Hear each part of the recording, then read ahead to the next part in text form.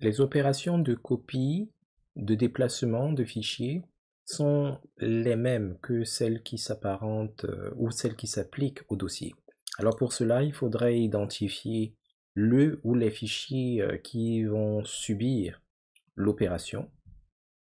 Et puis après, il faut activer le menu contextuel sur le ou les fichiers. Alors je dis le ou les fichiers parce que ces opérations peuvent être appliquées à un fichier en particulier ou à plusieurs que vous aurez le loisir de sélectionner de manière concomitante ou pas. Alors, lorsque vous activez le menu contextuel, vous avez la possibilité de choisir soit copier dans, soit déplacer vers.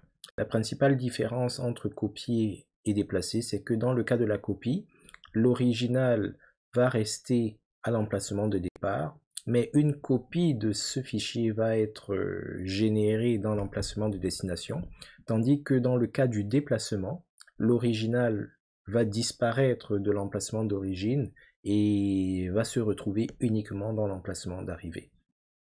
Donc vous choisissez ce qui vous intéresse, que ce soit copier dans ou déplacer vers.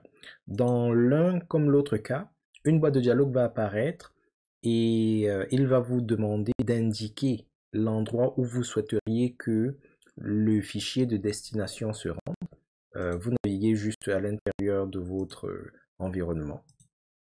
Et lorsque vous êtes satisfait, vous sélectionnez le bouton d'action.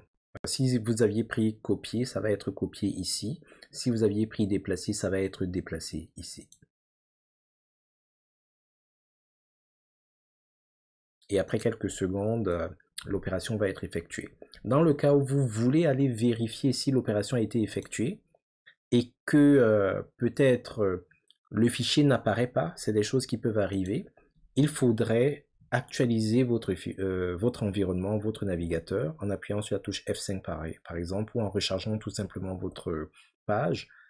Et si même jusque-là, ça ne s'affiche pas, attendez quelques secondes. Lorsqu'on fait beaucoup de manipulations de fichiers, il arrive que Microsoft OneDrive ne les reflète pas aussitôt nécessairement.